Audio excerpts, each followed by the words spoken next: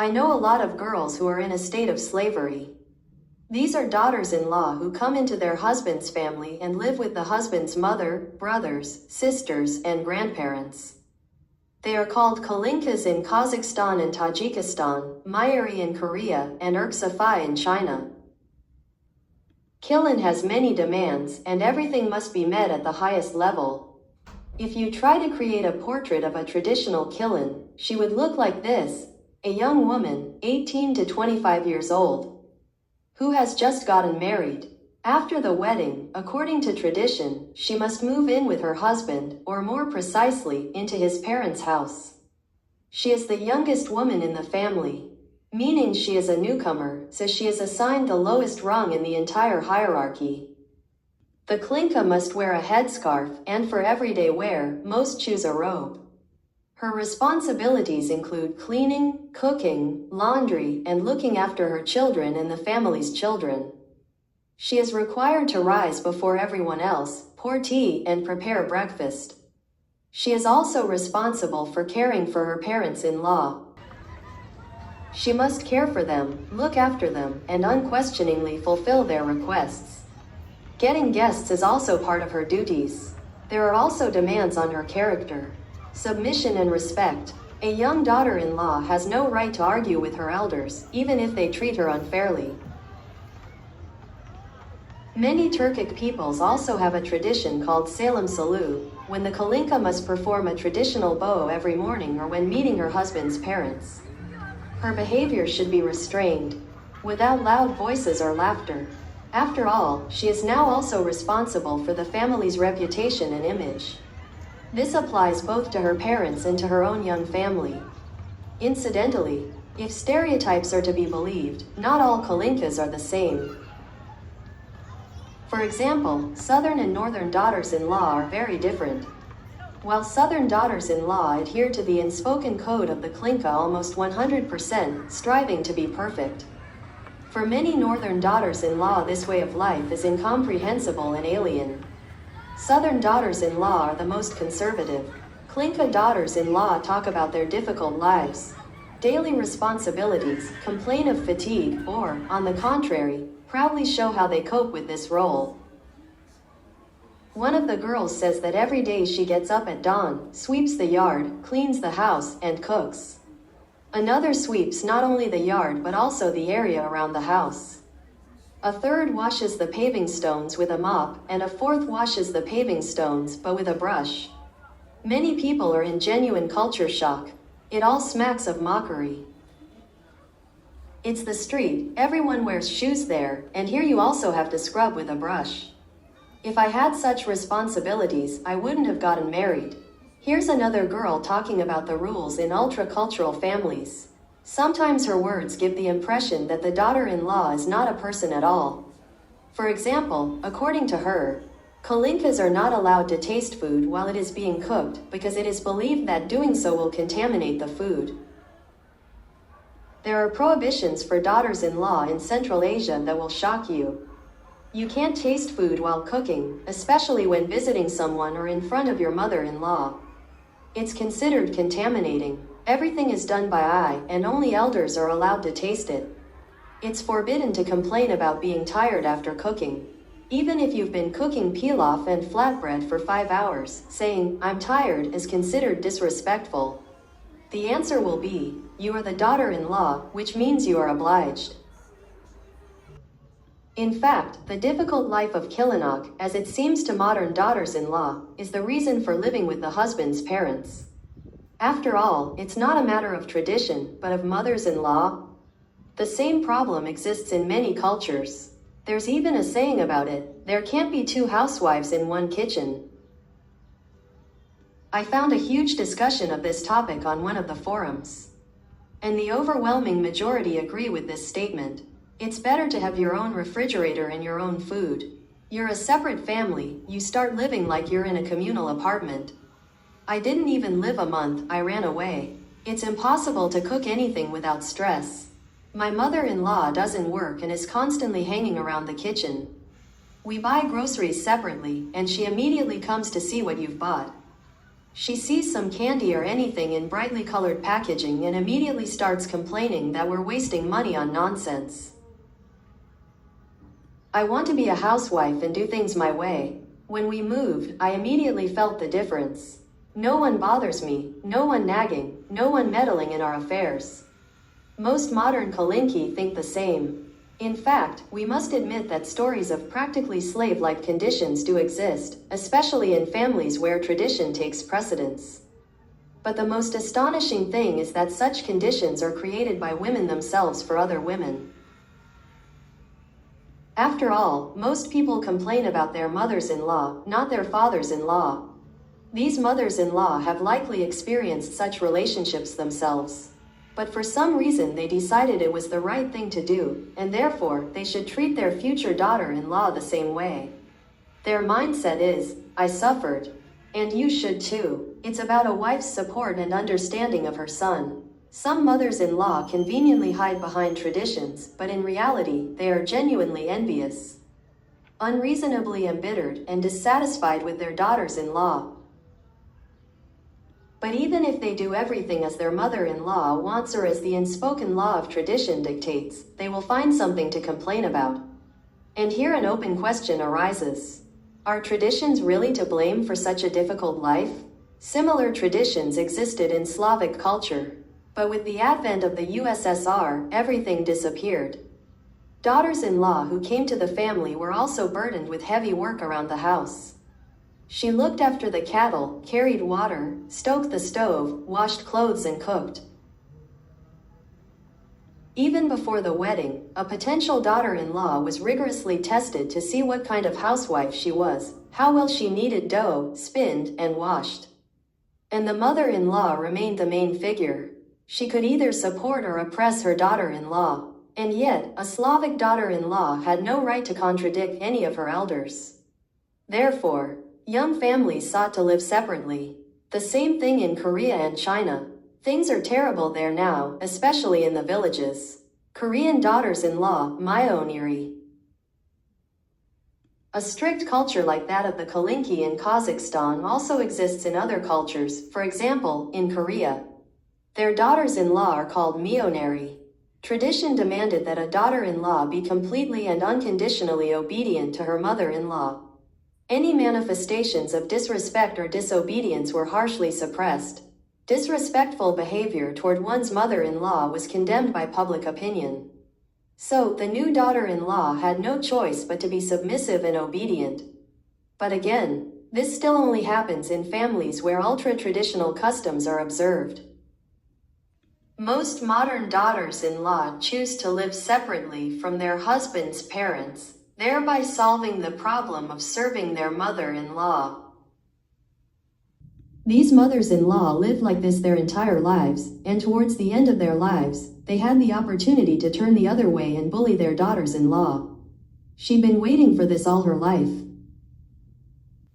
How the supposedly civilized world prohibits slavery and punishes it. But as soon as this topic concerns traditions and women, it immediately becomes something normal and even evokes respect and approval. Any vile treatment of women can be justified anywhere by calling it tradition. The saying, "Give a man power and you will see his true colors," is very appropriate. For a long time, mothers-in-law were deprived of power even over their own lives, and with the arrival of a daughter-in-law, they begin to exercise this power inappropriately. I'm a pediatric massage therapist.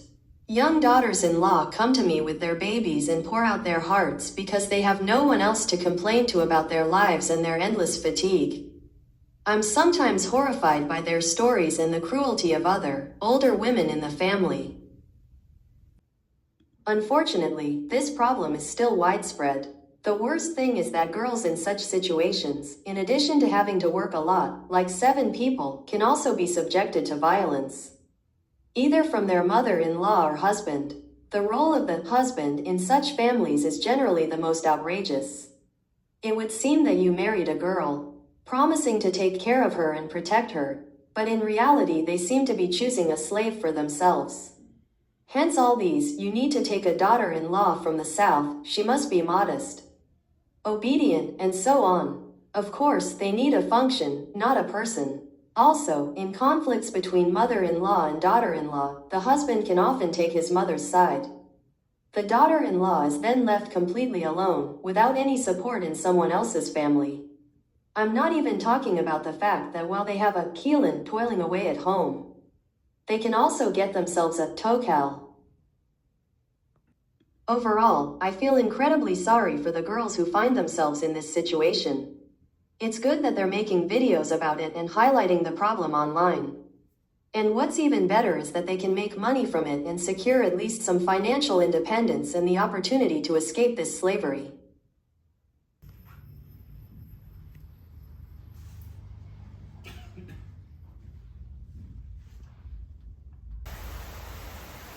I'm not from Asia, but I also felt like a Keelan for a long time.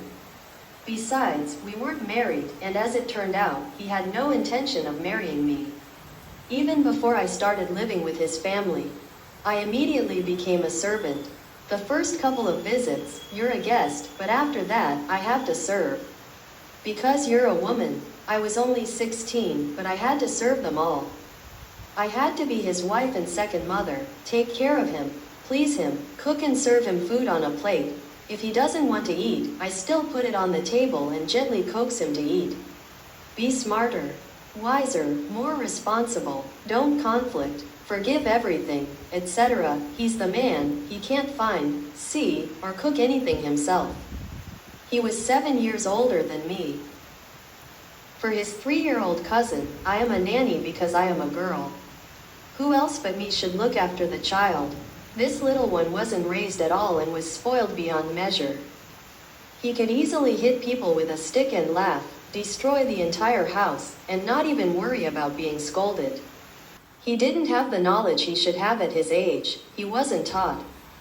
His older brother was well fed, but the spoiled little one, accustomed to watching YouTube and playing on his phone 24/7 and completely unaccustomed to any kind of discipline, would simply throw tantrums and scream that he didn't want to study.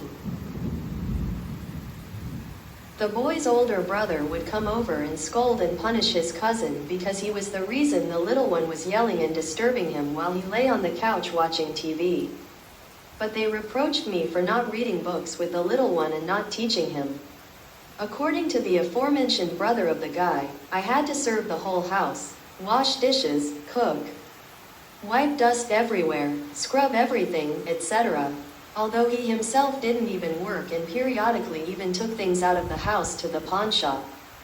He didn't buy or cook food, ate whatever others cooked or bought, never asked if he could borrow it, and took whatever was in the refrigerator or on the shelves or table. He was constantly sending others to get sweets or cigarettes for himself, and naturally, he didn't give money for this.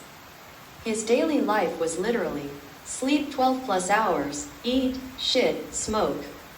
Occasionally get involved in some kind of adventure and get the family into trouble. He was extremely aggressive, always bossing everyone around, and he had a particular dislike for me, repeatedly making it clear he despised me. He could sleep until the evening, and then wake up and ask why I was lying there and doing nothing, not even noticing that the clothes were washed and hung up, the kitchen was clean and the food was ready, etc. And all this because I'm a girl. No one owes me anything, only I owe everyone. I have to match someone else's vision in every aspect. The guy didn't stand up for me at all, and he himself piled on responsibilities, what is worth only reproductive pressure. Pressure in bed and the refusal of contraception and constant comparison with other girls, erotic Instagram models with large breasts and expensive clothes. He did not give me money for personal care and clothes, and I studied and somehow worked part-time. I critically did not have enough money for basic things. Unfortunately, at the time, I ran away into this relationship not because my life was good. My father, alas, did not like me, he offended me, my mother built her own life, and my brother took away our shared apartment. I'm lucky with my friends, but unfortunately I still don't have enough resources to completely break out of this. It traumatized me mentally and physically, but I became stronger not because of it, but in spite of it. A little more effort and patience and I will be able to fix my life, and maybe someday I will forget all the fear and pain and be happy. I wish all girls in a similar situation never to give up. This traditional way of life has been perfectly reproduced for centuries and millennia. A young daughter-in-law is taken into the family. She suffers, cleans, cooks, and gives birth. If she gives birth to a boy, lucky, because when the son grows up, he will be able to take a wife and finally take a break from all this suffering. Let her work her ass off now. Voila, the cycle is complete. At my work, almost all the Keelans are like this, only the girls are from Uzbekistan and Tajikistan. They work 12 hours a day, then after work they go cook for their husbands and clean the whole house. They send money to their hometowns for their children and families, and they themselves don't see their money. It's terrible, considering that their men work less difficult jobs and don't work so many hours, and they come home and wait for their wives to cook. This is really true. As soon as they take a daughter-in-law, they all immediately become disabled. Even the husband's young sisters deliberately leave the table and dishes uncleaned while eating. This is crazy. They think it's normal, but their daughters-in-law hate them, and this means there is no upbringing in the family. We can keep quiet about the rest. They'll wait and sit hungry until the daughter-in-law comes and cooks dinner. And the worst part is, they're all adults. I was born and lived in Kyrgyzstan. While growing up, I saw how my daughter-in-law lived. Her brother kidnapped her against her will, and how other daughters-in-law lived. I still remember visiting a friend and seeing their daughter-in-law. If you've ever seen someone in slavery, their eyes are empty, there's no sparkle, only despair. The only emotion you can expect is anger and fierce hatred. Those people are truly in slavery. Try living like that yourself, washing for a huge family without days off, cooking, cleaning the house, looking after the household, giving birth again and again. No one will help. It won't end until you die. You can go back to your home, but your parents might not accept you, and in general, it's considered shameful. So I was afraid of getting married in Kyrgyzstan. I was in a similar marriage for 2 years, and that's all I could handle. Yes, when we were planning it, we discussed life with his parents. They were already elderly, over 70, and at the time, I thought they really needed help and supervision. I was just finishing college, he was working, his mother was retired, and his father was working too. So, we decided that my husband would be with them in the morning, and I would be with them in the evening. Girls, nothing of the like this. We lived peacefully for exactly a month until she got bored. She forbade everything. Cooking, our food is crap, our dishes are tasteless, and even chefs can't cook better than hers. Microwaving is a sin, and all food is heated only in a special frying pan. Laundry, we wash the wrong things, with the wrong detergent, on the wrong cycle, and generally ruin the machine by hanging things up incorrectly. Cleaning, floors are washed only by hand. Mops and vacuum cleaners are for slackers. The only detergent is laundry soap. Washing dishes, watch out, this is my favorite part, only in the sink over a bucket. So that excess water doesn't fill the septic tank, because pumping it out is expensive. And then she dumped that water from the bucket into the garden. I think it's clear that buying a dishwasher was out of the question. If we started doing something, she'd run over and yell that everything was wrong and that she knew better, so we should get out of there. And everything would have been fine if she hadn't come up to me personally afterwards and started throwing mud at me, saying there was no help for her in this house. And yes, she had a husband. He didn't give a damn about any of this. He was more interested in sitting in the garden or the basement or the garage like a man's den. In addition to endless reproaches, she also limited my food intake, because men in the house should eat more, but you are a girl. It was forbidden to drink an extra glass of milk, to fry 2 eggs instead of 1, apples and other fruits were strictly counted for the son. One time she even snatched my food from me because on my day off I wanted to eat not in the kitchen, but at the desk in my room. I wasn't allowed to take my beloved cat from the house because they already had their own, and anyway, I shouldn't think about it. Only about them and my husband, because of which, at first, my parents' cat started getting sick, and I developed panic attacks without him. And this was just during the year I wasn't working. After I went back to work, things got even worse. I started getting sick often myself, and they treated me like I had the plague. I went to the hospital and got my medications myself. And during the lockdown, it was also a personal hell being locked in the same house with her. In 2 months, I lost 30 kilograms and literally became a skeleton. I'm glad my physical health has recovered, although my mental health is still weak. My husband tried to defend our interests, but she would hysterically clutch her heart and start faking fits. When we talked about moving to another house, she would directly threaten to hurt herself, and she manipulated him. But ultimately, we decided to separate peacefully. He stayed with them, and I was finally able to breathe a sigh of relief. My paternal grandmother loved only her sons and grandsons, and told me and my other granddaughters, "Why love them? They'll leave home and become part of another family." The most interesting thing is that even in her husband's family, a daughter-in-law will always be an outsider.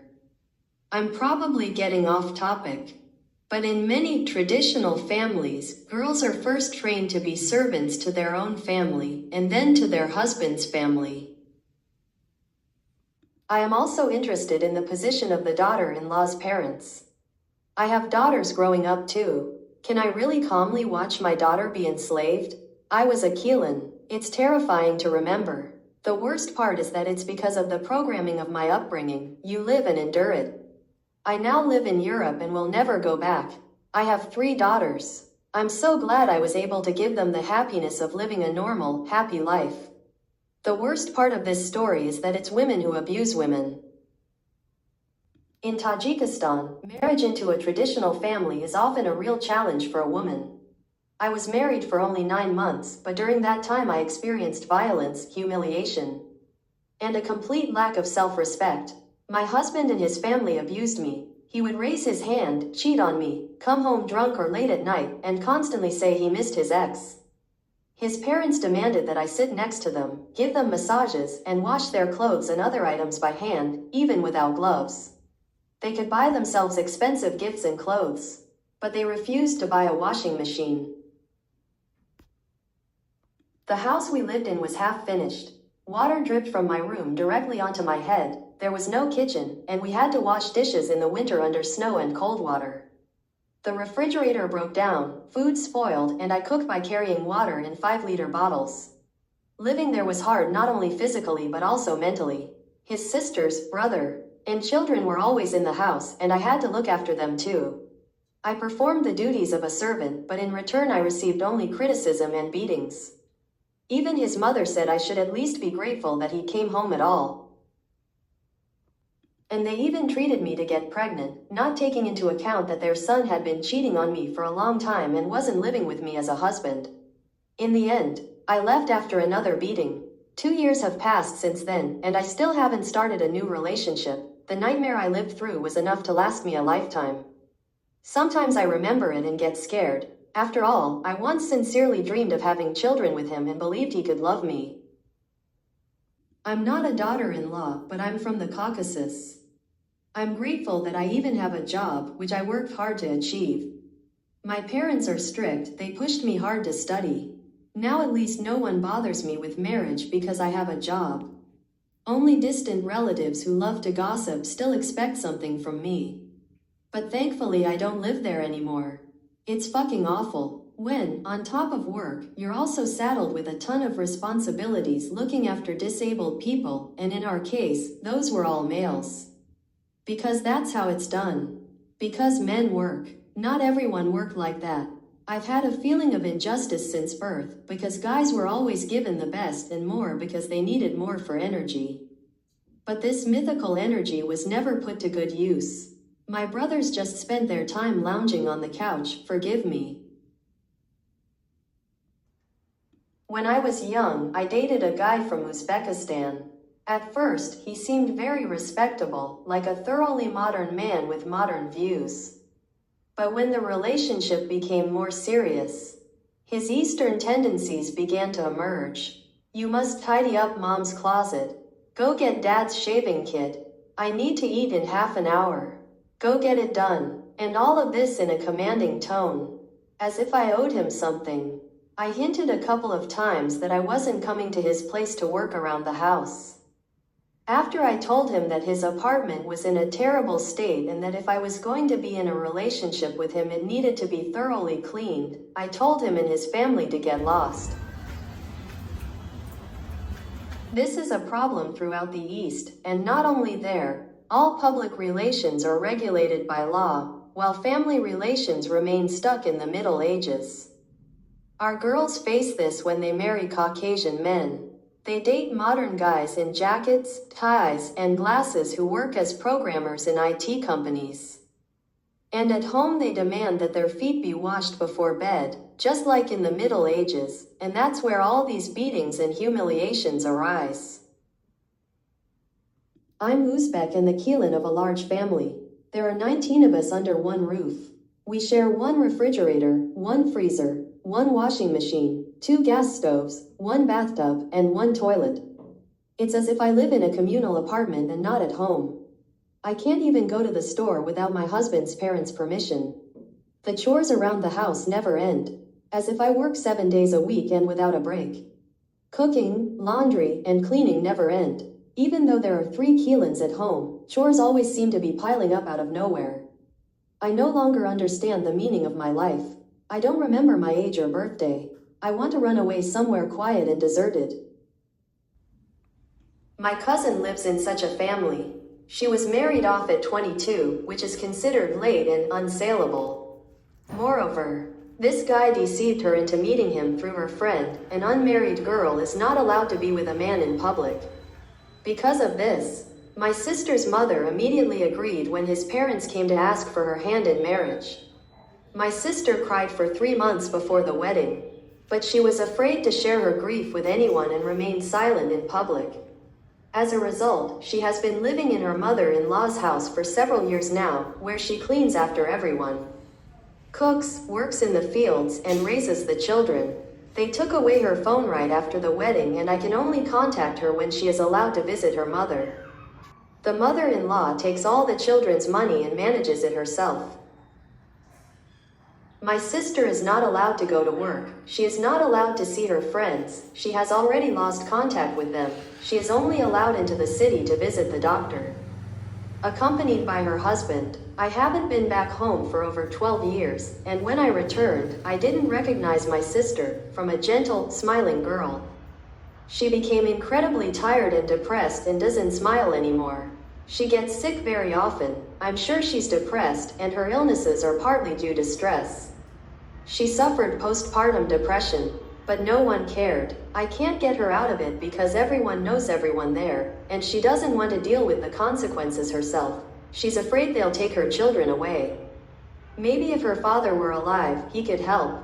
I'm glad this problem is being brought to light, and I'm sure the worst practices are unlikely to be revealed to us, as many wives are being deprived of contact with the outside world. I'm from the Caucasus. My sisters-in-law and mother-in-law forced me to start serving the entire family in the house immediately on the wedding day, after all the guests had left. It gets worse and worse. Physical labor is only half the trouble compared to what I had to endure. Moral humiliation, criticism and devaluation, oppression in everything. Gossip, slander, intrigue. And intrigue. My husband constantly scolded me and even beat me several times. My husband and I separated from our family to live separately after 5 years of marriage. They resisted. Although my husband is not the youngest son in the family, they let us go with great difficulty.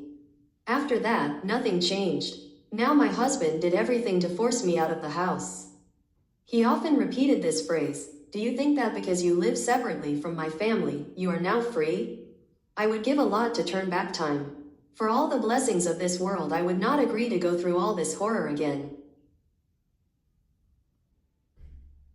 My story has a happy ending. My mother-in-law ran the household and controlled my husband's mind, turning him against his wife.